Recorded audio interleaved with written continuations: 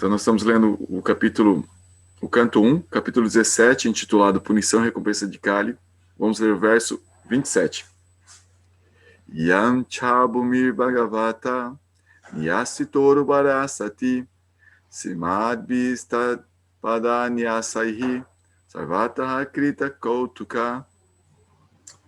Vamos ler os sinônimos. Yam. Yan. Isso. Isso. Já. Já. E. Umihi. Superfície da terra. Superfície da terra. Bhagavata. Pela personalidade de Deus. Pela personalidade de Deus. Nyasita. Sendo realizada pessoalmente e também por outros. Sendo realizada pessoalmente e também por outros. Uru. Ótimo. Bara. Carga. Sati. Sendo assim feito. Simad Bihi. Pelo todo auspicioso. Tat. Isso. Pada Nyasaihi. Pegadas. Sarvataha. Ao redor. Krita. Feito. Kautuka. Boa sorte. O fardo da terra foi certamente diminuído pela personalidade de Deus e também por outros.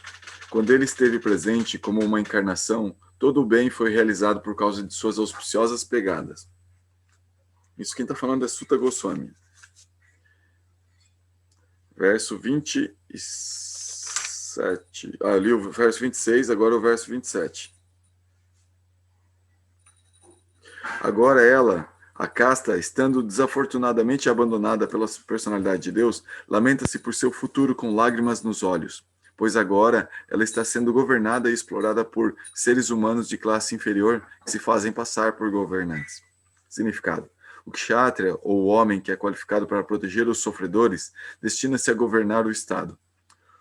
Os seres humanos destreinados de classe inferior, ou sem ambição de proteger os sofredores, não podem ser colocados no assento de um administrador. Infelizmente, na era de Kali, os seres humanos de classe inferior sem treinamento ocupam o posto de governante por força de votos populares. E ao invés de protegerem os sofredores, esses homens criam uma situação completamente intolerável para todos. Tais governantes gratificam-se ilegalmente à custa do conforto dos cidadãos. Desse modo, a casta Mãe Terra chora de ver a condição deplorável de seus filhos, tanto homens quanto animais. Este é o futuro do mundo na era de Kali, em que a irreligiosidade prevalece muito notavelmente. E na ausência de um rei competente para restringir as tendências irreligiosas, educar as pessoas sistematicamente no ensinamento do Srimad Bhagavatam limpará a atmosfera nublada de corrupção, suborno, extorsão, etc. Verso 28. Maharaj Parikshit, que podia lutar sozinho com 1000 inimigos, assim apaziguou a personalidade da religião e a terra.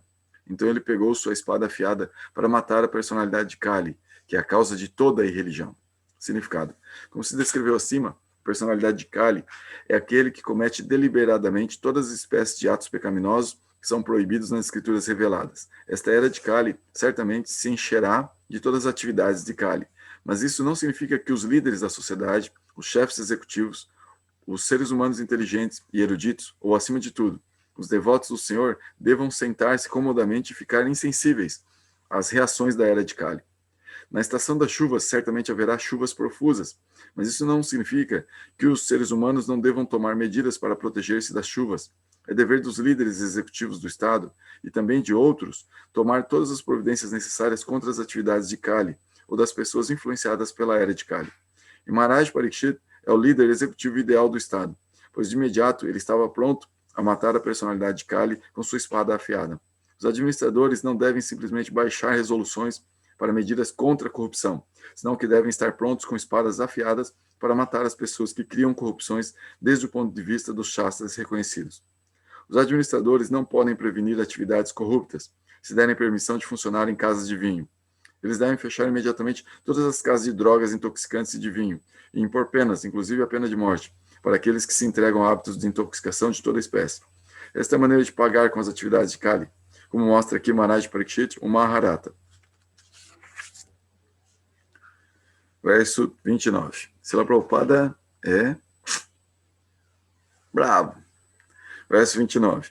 Quando a personalidade de Kali entendeu que o rei desejava matá-lo, ele abandonou imediatamente a roupa de rei e, compelido pelo medo, rendeu-se completamente a ele, prostrando sua cabeça. Significado.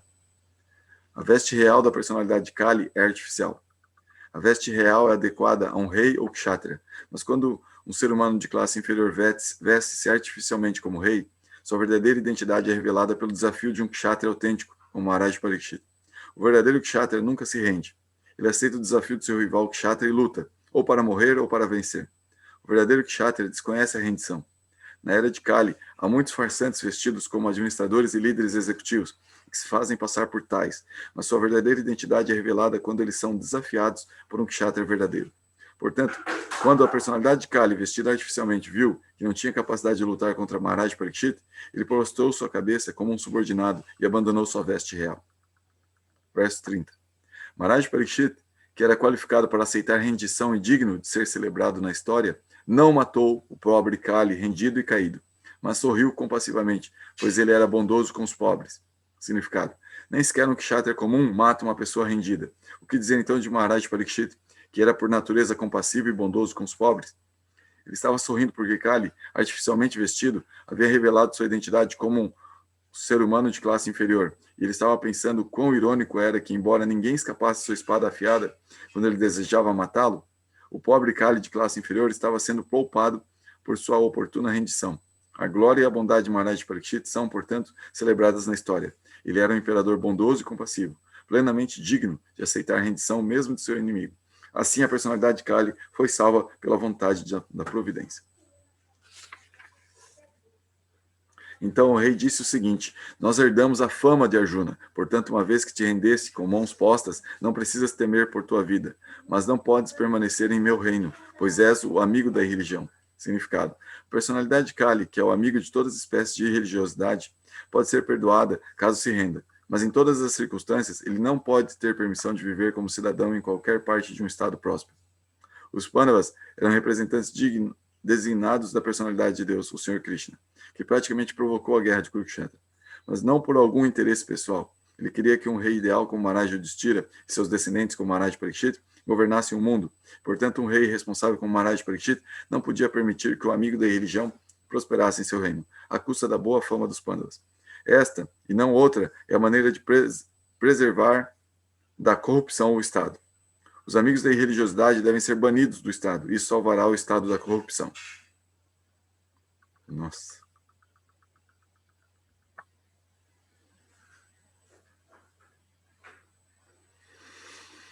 Verso 32. Se a personalidade de Kali, a irreligião, recebe permissão de agir como um homem-deus ou líder executivo, certamente abundarão os princípios irreligiosos como cobiça, falsidade, roubo, descortesia, traição, infortúnio, trapaça, desavença e vaidade. Significado. Os princípios da religião, a saber, austeridade, limpeza, misericórdia e veracidade, são 4, né? Como já discutimos, podem ser seguidos pelo seguidor de qualquer fé. Não há necessidade de converter-se de hindu em maometano ou em cristão ou alguma outra fé e assim tornar-se um renegado e não seguir os princípios da religião. A religião Bhagavatam insiste em que se sigam os princípios da religião. Os princípios da religião não são os dogmas ou princípios regulativos de uma determinada fé.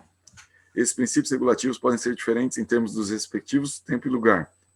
A pessoa tem que ver que as metas da religião sejam alcançadas. Aferrar-se aos dogmas e fórmulas sem alcançar os princípios reais não é bom. Pode ser que um Estado secular seja imparcial com algum tipo de fé particular, mas o Estado não pode ser indiferente aos princípios da religião, como mencionados acima. Porém, na era de Kali, os líderes executivos do Estado serão indiferentes a tais princípios religiosos. E por isso, sob seu patrocínio, os oponentes dos princípios religiosos, tais como cobiça, falsidade, trapaça e furto, seguir-se-ão naturalmente. E assim a propaganda que clama para acabar com a corrupção do Estado não terá sentido. Verso 33. Portanto, ó amigo da religião, tu não mereces permanecer num lugar onde os expertos realizam sacrifícios de acordo com a verdade e os princípios religiosos para a satisfação da suprema personalidade de Deus.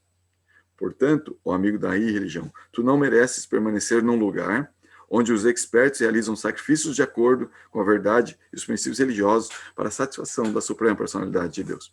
Significado. Yagnesvara, ou a suprema personalidade de Deus, é o beneficiário de todos os tipos de cerimônias sacrificatórias. Essas cerimônias sacrificatórias são diversamente prescritas nas escrituras para diferentes eras. Em outras palavras, sacrifício significa aceitar a supremacia do Senhor, desse modo executar atos pelos quais o Senhor possa ser satisfeito sobre todos os aspectos. Os ateístas não acreditam na existência de Deus, não executam nenhum sacrifício para a satisfação do Senhor. Qualquer lugar ou país onde a supremacia do Senhor seja aceita, e assim se executa o sacrifício, chama-se Brahmavarta.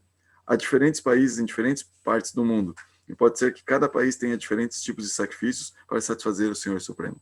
Mas o ponto central de satisfazê-lo é indicado no Bhagavatam, e trata-se da veracidade. O princípio básico da religião é a veracidade, e a meta última de todas as religiões é satisfazer o Senhor. Nesta era de Kali, a maior fórmula comum de sacrifício é o Sankirtana Yagna. Esta é a opinião dos peritos que sabem como propagar o processo de Yagna. O Sr. Chaitanya pregou esse método de Yagna, e compreende-se deste verso que o método sacrificatório Sankirtana Yagna pode ser realizado em toda e qualquer parte, para expulsar a personalidade de Kali e salvar a sociedade humana de cair vítima da influência da era. Verso 34. Em todas as cerimônias sacrificatórias, embora às vezes se adore um semideus, o Senhor Supremo, a personalidade de Deus, é que é adorado porque Ele é a super-alma de todos, e existe dentro e fora, como o ar. Assim é unicamente Ele quem concede todo o bem-estar ao adorador. Significado. Ainda que às vezes se veja adorar semideuses como Indra e Chandra e receberem oferendas... Tchau, Sete Bola! Ainda que às vezes se veja adorar semideuses como Indra e Chandra e receberem oferendas sacrificatórias, contudo as recompensas de tais sacrifícios são concedidas ao adorador pelo Senhor Supremo, e é unicamente o Senhor quem pode oferecer todo o bem-estar ao adorador. Os semideuses, embora adorados, nada podem fazer sem a sanção do Senhor, porque o Senhor é a super-alma de todos os seres, tanto os móveis quanto os imóveis. No Bhagavad Gita 9.23, o próprio Senhor confirma isso no seguinte sloka: Ye piyanya devata bhakta, yajantes radayan vita, tepiman eva kaunteya, yajanti avidi purvakam. Nós estamos lendo esse capítulo agora, na aula do Bhagavad Gita. Tudo que um homem possa sacrificar a outros deuses, ó filho de Kunti, realmente destina-se a mim, mas é oferecido sem compreensão verdadeira. O fato é que o Senhor Supremo é único e incomparável. Não há outro Deus além do próprio Senhor. Assim, o Senhor Supremo é eternamente transcendental à criação material. Mas há muitos que adoram semideuses como o Sol, a Lua e Indra, que são apenas representantes materiais do Senhor Supremo. Esses semideuses são representações qualitativas indiretas do Senhor Supremo. Um acadêmico erudito ou devoto, contudo, sabe quem é quem. Portanto, ele adora diretamente o Senhor Supremo e não se deixa desviar pelas representações materiais qualitativas. Aqueles que não são tão eruditos adoram essas representações materiais qualitativas, mas sua adoração é incerimoniosa porque é irregular.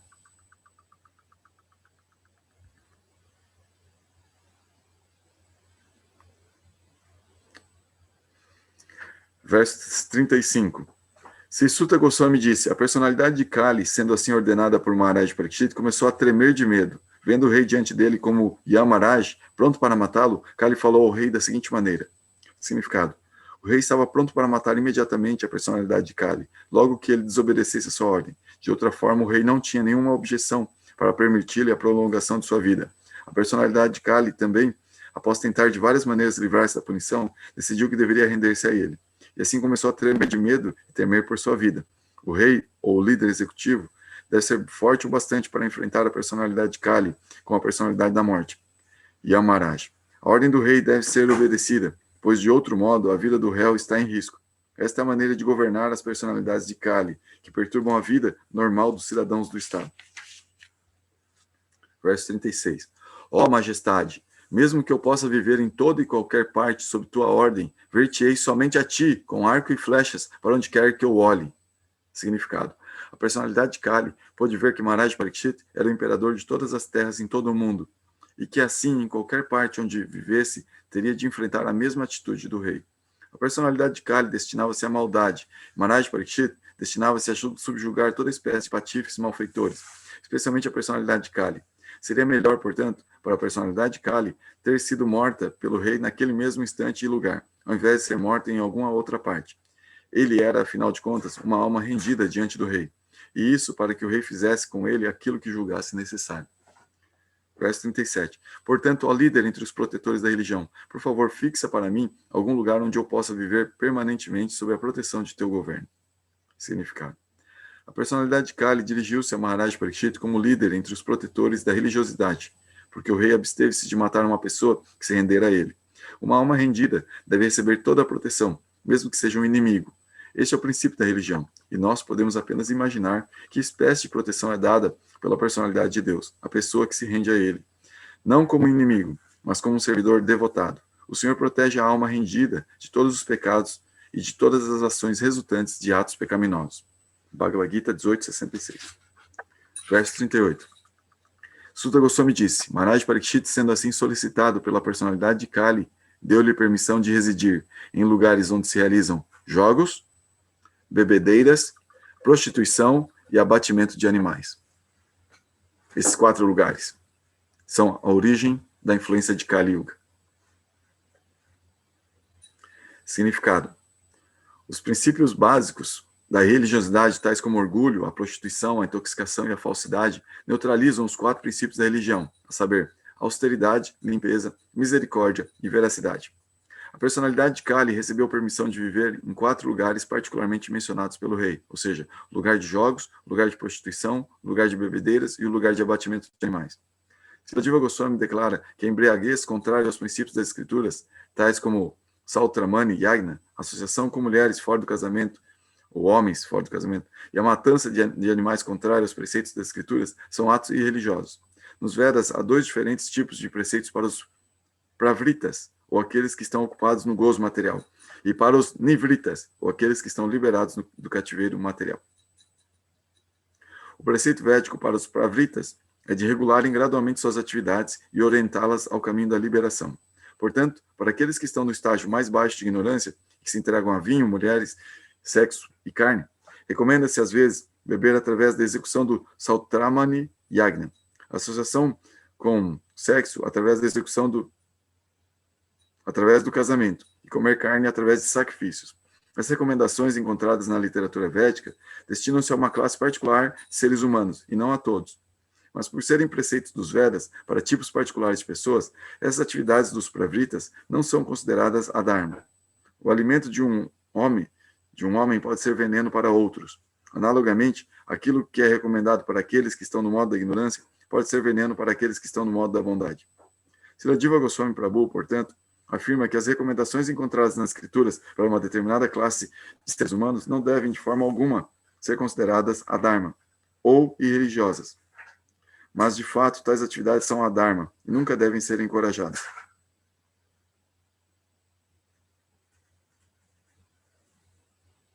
As recomendações das escrituras não se destinam a incentivar tal adharma, mas regular gradualmente o adharma necessário rumo ao caminho de dharma.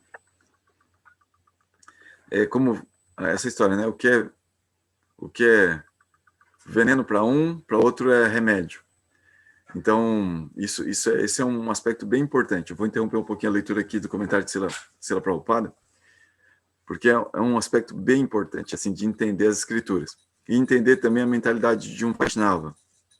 Srila Prabhupada, quando coloca aqui essas afirmações, ele está colocando, de certa forma, a sua mentalidade e o como ele gostaria de ver o mundo. Mas essa afirmação que ele falou antes, ela é como que absoluta, é algo assim que realmente é assim. O que é veneno para um é cura para o outro. Isso é absoluto, assim. Isso é uma verdade, assim. Todos são diferentes e aí cada um precisa de um contato com a realidade diferente devido à sua particularidade intrínseca de alma.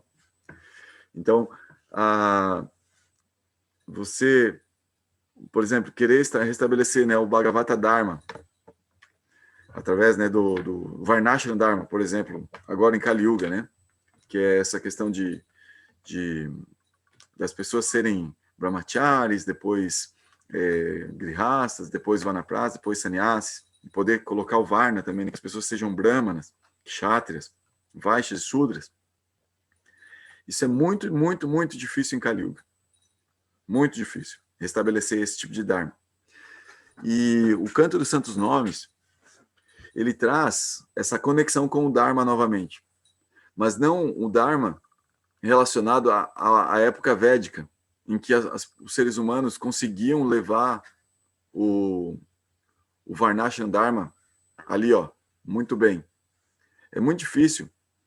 Então, quando assim, um devoto começa a cantar os santos nomes, ele vai sentir atração por cumprir o Dharma. E por ser uma melhor pessoa. Isso é um efeito natural do canto dos santos nomes. A pessoa ser uma melhor pessoa. E vai sentir vontade de fazer mais austeridades. Vai sentir vontade de fazer, de se conectar mais com a verdade. Vai sentir vontade de ser uma pessoa mais limpa. Vai sentir vontade de ser uma pessoa mais misericordiosa também. Então é natural que os princípios da religião, né, a austeridade, a veracidade, misericórdia, limpeza, elas se estabeleçam numa pessoa que está gradualmente cantando os santos nomes. Então, e esse processo vai suplantar, às vezes, um karma da pessoa, porque a pessoa tem um karma de nascer como um Meletya, um Rakshasa, um Dhyavana, uma pessoa assim, um ser humano que tem tendências a cometer atos pecaminosos pesados. Mas o canto do santo nome vai reformando esse karma. É muito poderoso o canto do santo nome. E daí a pessoa consegue fazer algumas mudanças, alguns ajustes, e que são muito benéficos para o seu próprio progresso espiritual. E a pessoa vai sentir isso. Eu vou fazer alguns ajustes que vão me favorecer dentro do meu progresso, eu gosto do que está acontecendo comigo, do meu progresso, vão me favorecer. Então, e esses ajustes, às vezes, eles são incrivelmente saltos quânticos na vida dessa pessoa e no progresso que ela está fazendo.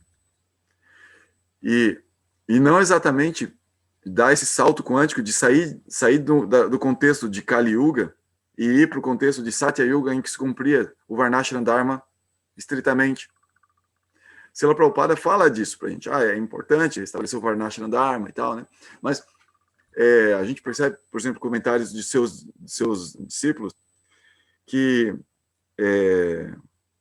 a gente vendo assim na aplicação, né, do Santo Nome na cultura ocidental, os ocidentais cantando santos nomes e fazendo grandes mudanças em suas vidas, você percebe assim que esforços para fazer uma mudança tão radical em termos sociais, em termos de comportamento, eles são contraprodutivos. Porque é como você tentar fazer uma mudança tão forte que as pessoas não conseguem acompanhar, então elas acabam desistindo. Isso causa muitas frustrações, porque parece que dá o foco de que é necessário mudar um meio externo antes de mudar o meio interno. E a gente já conversou isso uma vez na aula do Bhagavatam, que o canto do Santo Nome, a prática de Bhakti Yoga, ela é tão poderosa que ela faz mudanças internas, mudanças na nossa alma, na nossa conexão interna com a realidade, são tão surpreendentes, só que o externo não consegue acompanhar essa mudança.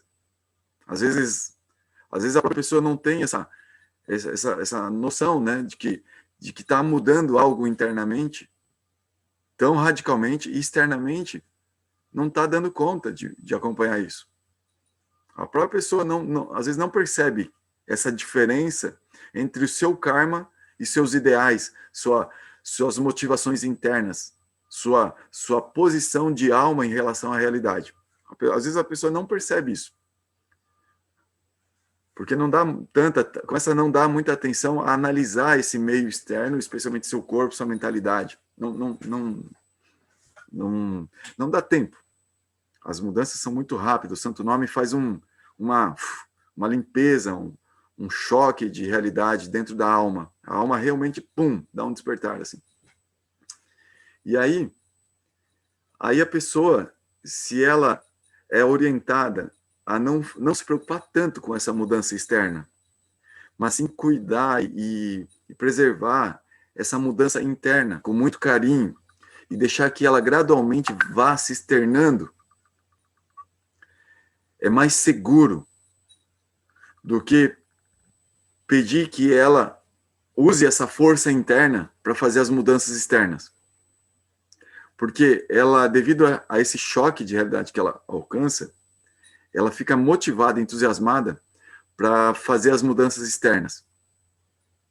E ela vai tentar fazer mudanças externas, mas devido a várias questões e as questões mais fortes para segurar, para não ser possível fazer essas mudanças, são questões de karma.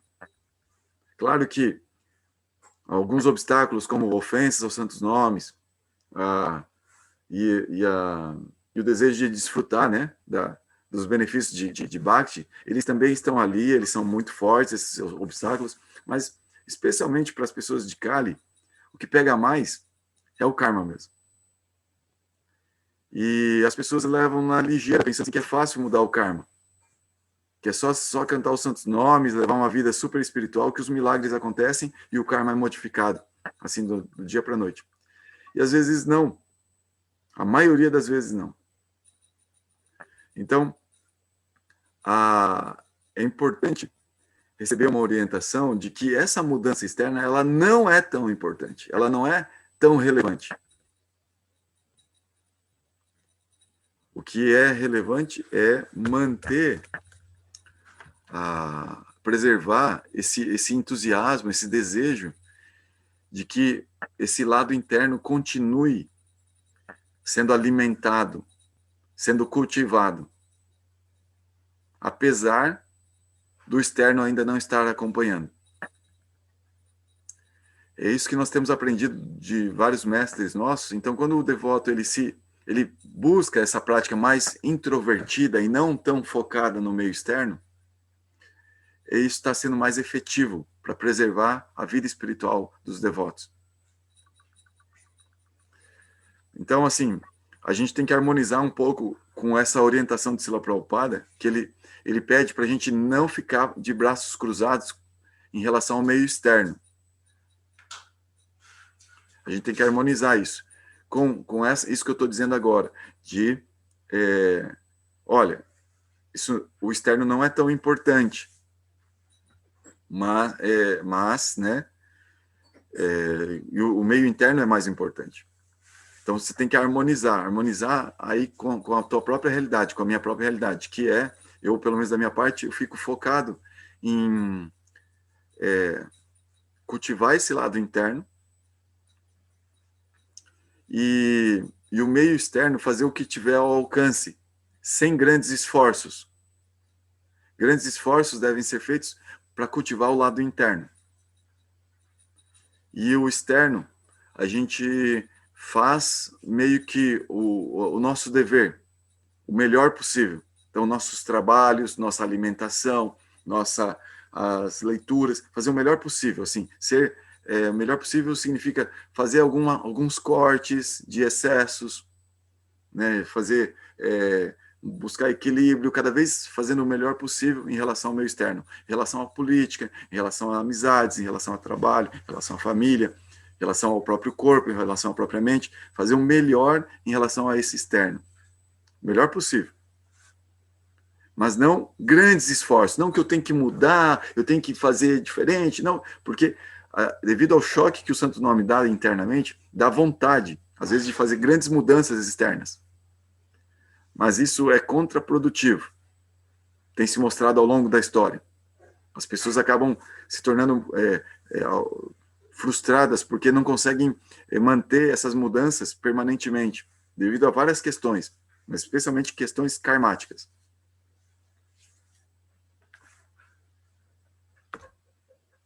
Vou seguir a leitura de Srila Prabhupada. Se vocês quiserem, me interrompam, tá? Seguindo os passos de Maharaj Parikshit, é dever de todos os chefes executivos de Estado zelarem para que os princípios da religião, a saber, austeridade, limpeza, misericórdia e veracidade, sejam estabelecidos no Estado, e que os princípios da irreligião, a saber, orgulho, companhia de pessoas apegadas a sexo ou prostituição, intoxicação e falsidade, sejam coibidos de todos os modos. E para fazer o melhor uso de um mau negócio, a personalidade de Kali pode ser transferida a lugares de jogos, bebedeiras, prostituição e matadouros, caso haja locais desse tipo. Aqueles que são viciados nesses hábitos irreligiosos podem ser regulados pelos preceitos da Escritura. Em nenhuma circunstância devem eles ser encorajados por qualquer Estado. Em outras palavras, o Estado deve parar categoricamente com toda espécie de jogos, bebedeiras, prostituição e falsidade. O Estado que deseja erradicar a corrupção pela maioria pode introduzir os princípios da religião da seguinte maneira. Olha lá, então o Srila Prabhupada dá uma fórmula para os chefes de Estado ajudarem a população do seu país, estabelecendo algumas regras, e que são as regras que os devotos levam. Olha só. Primeiro, 2 jejuns compulsórios por mês, se não mais, austeridade. Mesmo do ponto de vista econômico, esses 2 dias de jejum por mês no Estado pouparão toneladas de alimentos, e o sistema também atuará muito favoravelmente sobre a saúde geral dos cidadãos. Segundo, deve haver casamento compulsório de rapazes e moças que alcancem as idades de 24 e 16 anos, respectivamente. Não há mal na coeducação das escolas e faculdades, desde que os rapazes e moças sejam devidamente casados. E no caso de qualquer ligação íntima entre rapazes e moças estudantes, eles devem ser casados adequadamente, sem relação ilícita. O ato do divórcio está incentivando a prostituição e deve ser abolido. Terceiro, os cidadãos do Estado devem dar em caridade até 50% de sua renda, com o propósito de criar uma atmosfera espiritual no Estado ou na sociedade humana, tanto individual quanto coletivamente. Eles devem pregar os princípios de Bhagavatam através de Karma Yoga, ou fazer tudo para a satisfação do Senhor.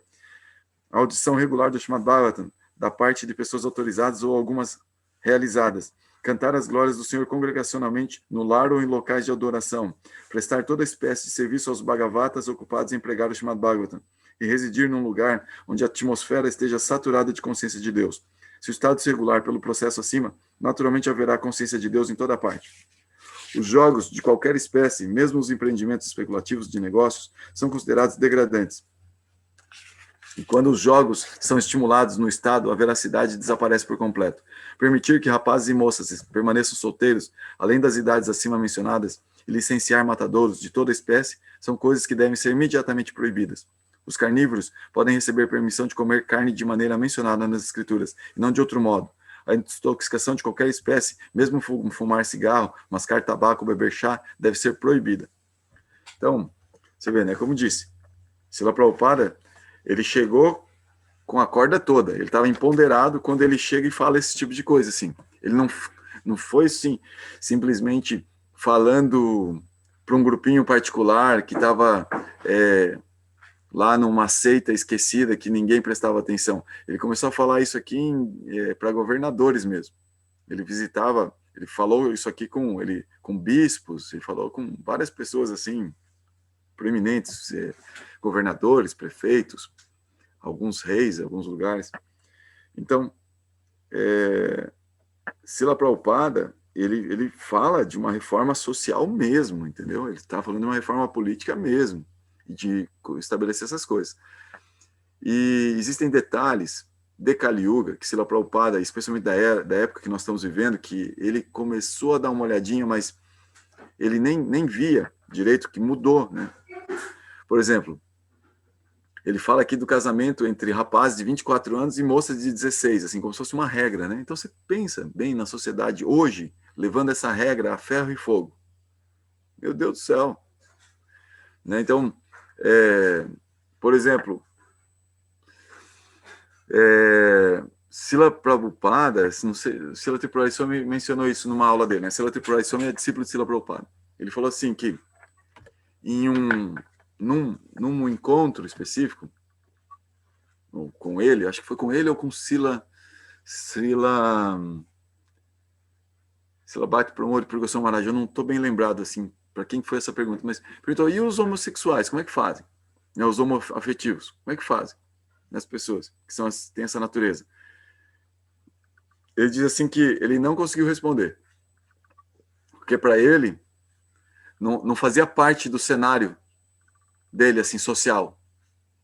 Não era algo assim como que se encontrava todos os momentos, assim, de uma forma pública, declarada e, de certa forma, assim, aceita, né, comum. Então, Srila Prabhupada, ele vem assim com um impulso, falando sobre contextos externos que fazem parte da sua mentalidade, do seu imaginário de toda uma vida, que tem um contexto específico também. Então, às vezes, ele vai falar da mulher de um jeito específico, ele vai falar da política de um jeito específico, ele vai falar de regras de comportamento de um jeito específico, relacionado com sua época. Mas, assim, as pessoas que não entendem muito esse lado, assim, né, do Vaishnava, que é esse lado relativo, né, relativo à própria personalidade do Vaishnava, perdem a essência do que ele está tentando entregar.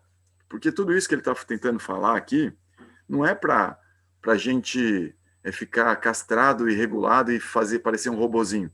É para ajudar as pessoas a levar uma vida consciente de Deus, né? E aí ele coloca algumas regras externas que podem ajudar. Essas regras servem para todo mundo? Não. O que é remédio para um é veneno para outro. Isso que tem que ficar bem claro. Então, hoje, nós estamos num contexto social que, se a gente começa a ler isso aqui e falar que tem que ser assim, meu Deus do céu, é uma seita ainda perniciosa, venenosa. Cuidado. Porque realmente as pessoas estão diferentes, elas precisam de outros remédios, que não esses. Então, a gente tem que ter esse jogo de cintura, sabe? Para você...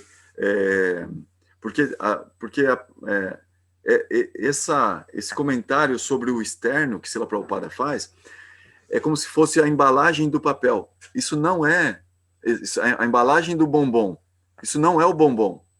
É o externo do bombom. O bombom é a relação com o Senhor Supremo, que se estabelece especialmente, principalmente, pelo canto dos santos nomes.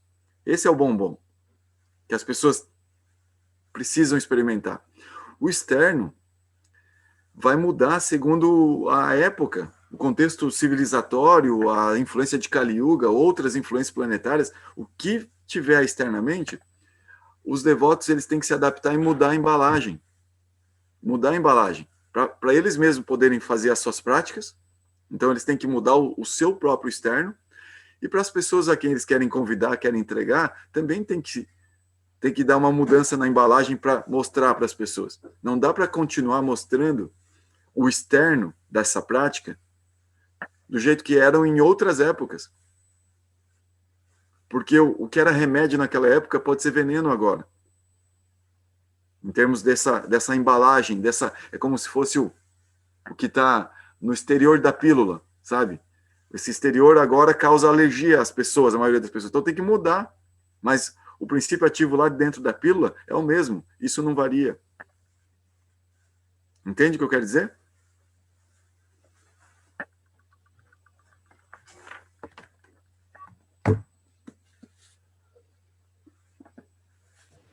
Sim, tem que ser alimentar sempre o nosso lado interno, né?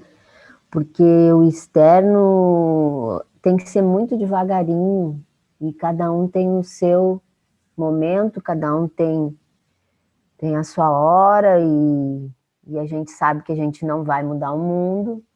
Então é importante, muito importante a gente alimentar o nosso interno e o que for possível no externo, mas muito devagarinho, muito e com muito cuidado e ficar muito atento.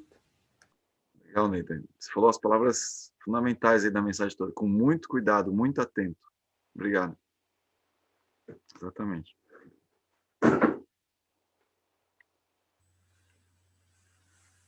Então vamos ler um pouquinho de Srila Maharaj. Srila Maharaj Ki Jai. Se vocês, Jorge, Matashi, se quiserem interromper, fazer algum comentário, por favor, fique à vontade, tá?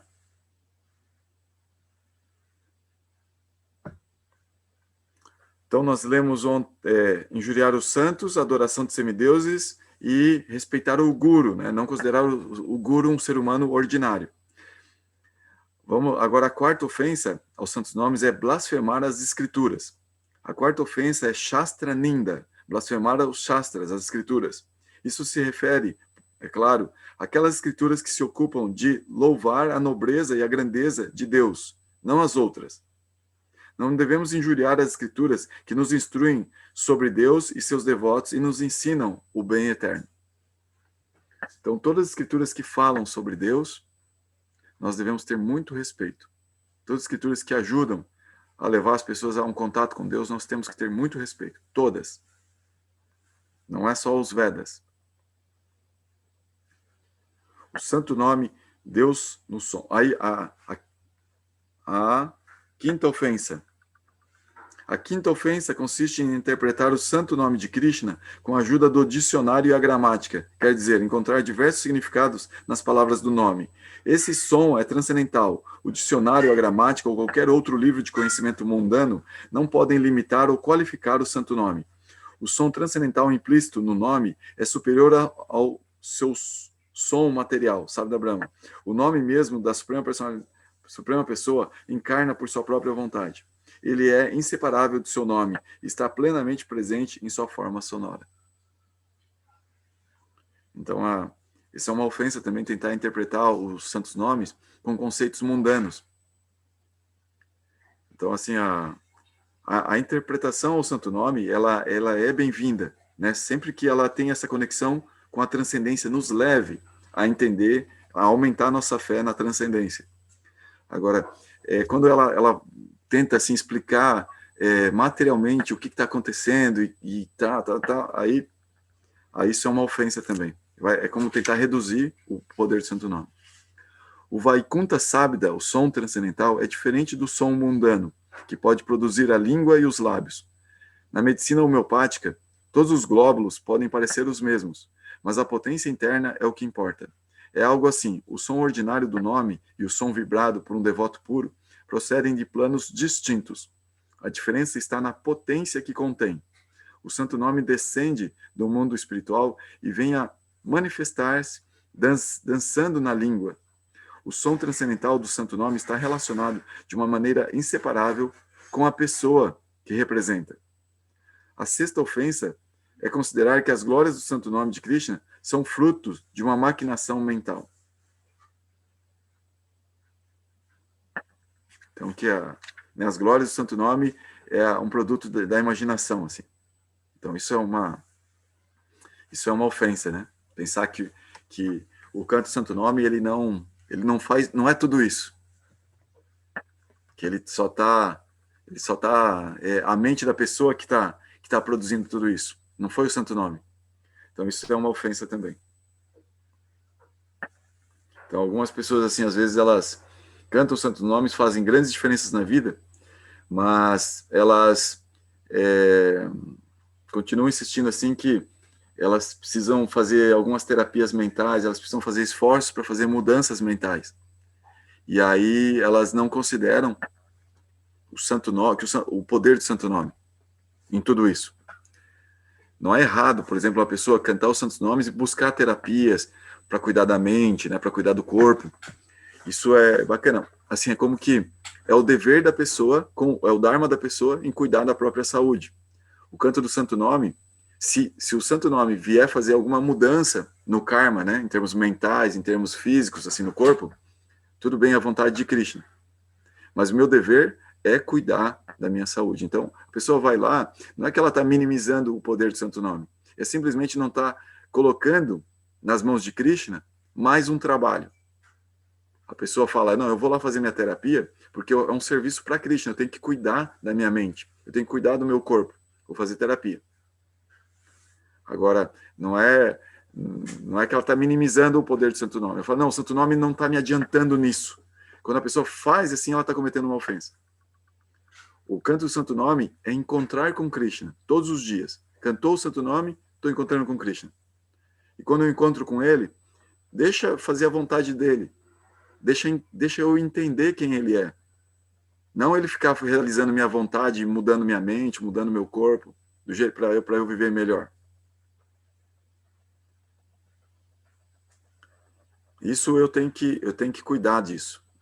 Faz parte do meu aprendizado em ter um corpo, de aprender a cuidar do corpo, ser responsável por ele. Eu queria, né? Estou preso agora, tenho que cuidar, manter, respeitar, dar atenção. Meu Dharma.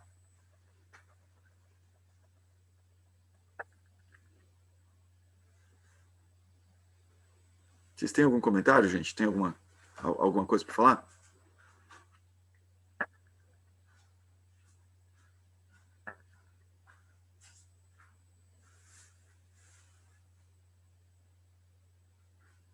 Narotan? Tem alguma coisa para falar?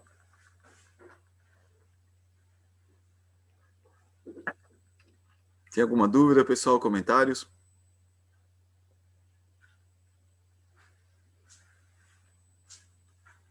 Então, podemos encerrar? Bom dia, então, para todos. Hare Krishna. Hare Krishna, Neida. Bom dia. Bom dia. Até mais. Tchau, tchau. Tchau.